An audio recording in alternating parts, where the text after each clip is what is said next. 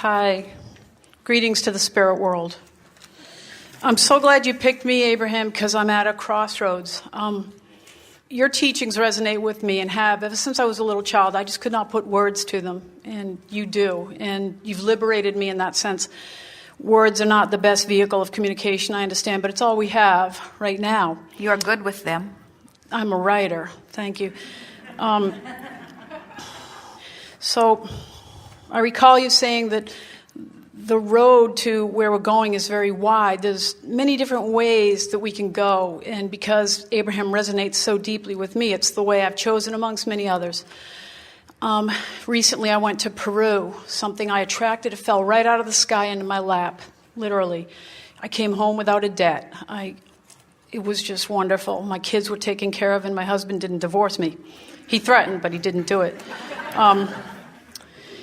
While I was there, I ran into the teachings of Sai Baba, and there's aspects of it that are diabolically opposed to what I'm understanding with what you're telling me.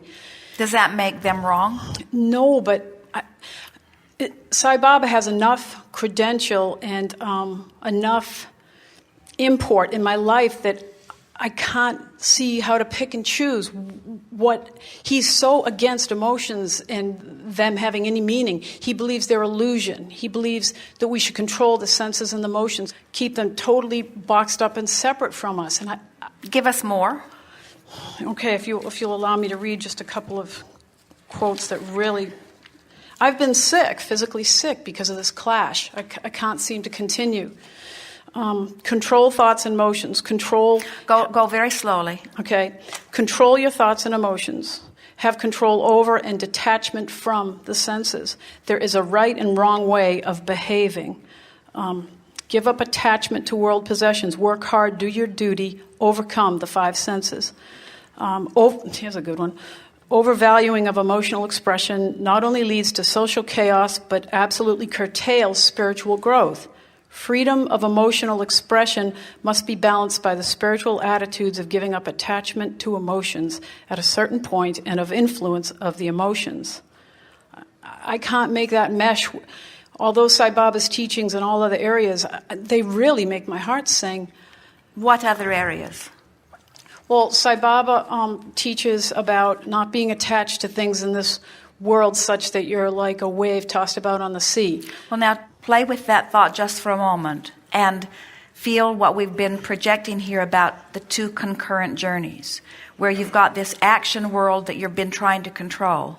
But now, instead of trying to control the action world, instead you are molding the energy, sort of detached from what is, while you set your tone of what you prefer. In other words, we can see a possible resonance with the idea of detachment. It's like the word surrender. People say, well, how can surrendering in any way mesh with the idea of being the creator of my own reality? The creator of my own reality doesn't exactly sound like surrendering. But when you listen to the details of how we teach you to be the creator of your own reality, we encourage you to relax and allow the well-being that is natural to you. So you are releasing resistance and allowing, so then there is a sort of dovetailing. So sometimes what happens is, at the heart of teachings, there is a similar vibration that is expressed in words that then take you off on wild goose chases. And we agree those words relative to emotions do sound diabolically opposed. We would like to hear them one more time if you're willing to offer them. Once again, we have this is translated, and there's a problem with that. It is a problem. Jerry had a person who speaks only Spanish that he wanted to convey some very important things. So Jerry wrote a long letter in English and then had someone who speaks fluent Spanish translate it into Spanish. And he delivered the letter, and then a few weeks later, he met another person who was studying to be an English-Spanish translator, so he had his Spanish letter translated back into English. And when he compared the two, they were far from the same letter. Yes. In just that little bit of translation, with everyone having only the best of motives. There is also something else that we want to give to you, and that is the reality of what Sai Baba means or doesn't mean is not really what we're talking about here. It's your perception. In other words, the emotions you feel are about what you are perceiving to be the conflict, you see. And what we're wanting you to understand is that your work is not to pronounce Sai Baba or Abraham, one or the other, correct. Your work is to bring yourself into alignment. You've been an active student of a lot of philosophies for a long time. And we want you to understand that you could make the decision to go this way, or you could make the decision to go that way.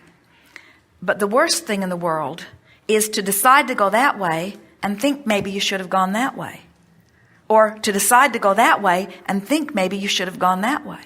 So make a decision and then line your energy up with that decision so that there's no contradiction within you. And then you'll feel wonderful and well-being will flow to you. People say, yes, but what was the right way? And we say, there isn't only one path. It is a very wide path. It's all in what lines up for you, you see.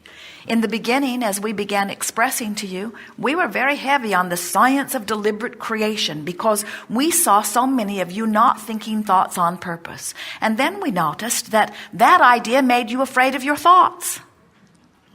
And so then we began softening it a little bit because we don't want you to be afraid of your thoughts. Now we're trying to get you to be at peace with your thoughts and just gently guide them, you see.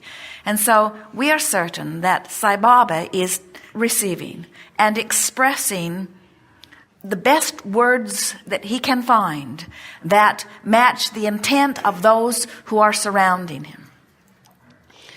I wonder too, as you were talking, that if I possibly allowed this Sai Baba in as what's the word?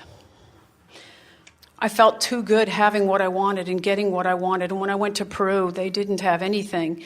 And I was around a lot of shaman and witches, whatever those are, and a lot of people would tell me, well, you shouldn't drink coffee, you shouldn't eat sweets, you should pinch that off in your life as control. And I don't believe that. And I was angry that what I had finally come to understand and embrace and in teaching my children was being challenged. But can you understand how a teacher in a land, when there are very few things that people might want, who are feeling disappointment over the deprivation that they're feeling over this and this and this, can you not understand how it might be helpful to guide them to not lust or yearn so much for things that do not easily seem to be forthcoming? In other words, if you were in a desert where there was no possibility of having an ice cream cone, we would not hold a lecture on how delicious ice cream cones are. Because there's no point in torturing you, you see. And so we think a lot of the philosophies that are evolving, you have to understand they're evolving because of the life experiences that people are living.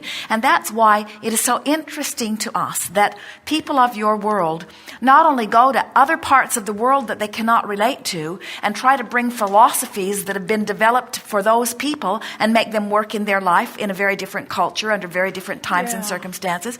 Not only do you go on the other side of the world and do that, but you dig stuff up that was not even in this part of the world, on the other side of the world 2,000 years ago, and try to make it fit. Yeah, that's and it's a good rather point. Amusing to us when you have guidance within you in every moment that's letting you know how your thought fits. So when you think a thought, even though it might be the best thought that Sai Baba can think, given where he is and what he's living, when you think that thought in the context of your life and it makes your stomach hurt, it means your guidance is saying to you, this thought is not resonating with you. Doesn't make Sai Baba wrong. It makes his philosophy under your circumstances not exactly compatible. What do I do with it? Do I follow your own guidance?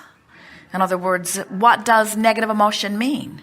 It means the thought I'm thinking is not allowing the energy to flow. And what do you think is giving you those knots in your stomach? In other words, what is the thought that you're thinking as those knots come forward? I've got two teachers that I want to believe in that aren't saying the same thing, which means one or both of them are screwy. Yeah, I couldn't find peace. But now I see what you're saying. Going to Peru and trying to come home and fit a Peruvian custom into an American lifestyle is difficult at best, maybe even impossible. And tell us again why you did it. Really? I was told that I should stop drinking coffee and stop eating sweets. And I said, decadent why? beast. I know.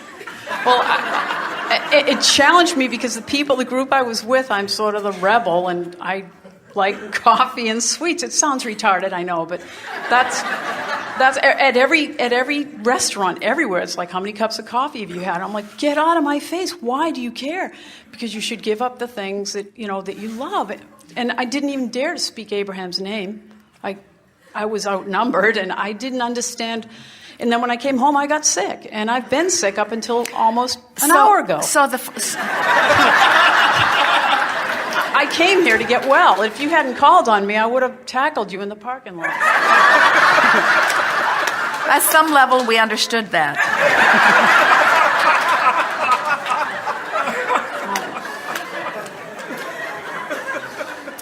So are you telling us that there is a philosophy that exists, that you've even been listening to a little bit, that says if it feels good to you, Don't it do isn't? it.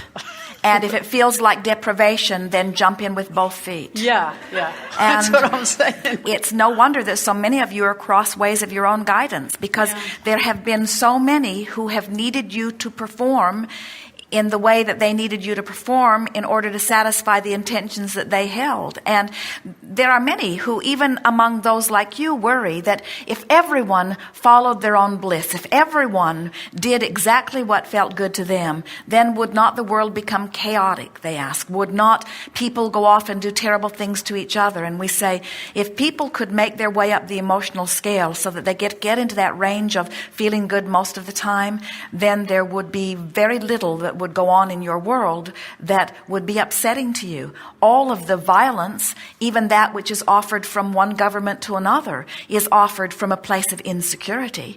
And so as a people or as a person who move up the emotional scale, once you connect with your own well-being, you are not then wreaking havoc on those who surround you, because you only do that from your place of insecurity. Right, okay. Yes. That's great. Thank you. Now I'll go on the road with you.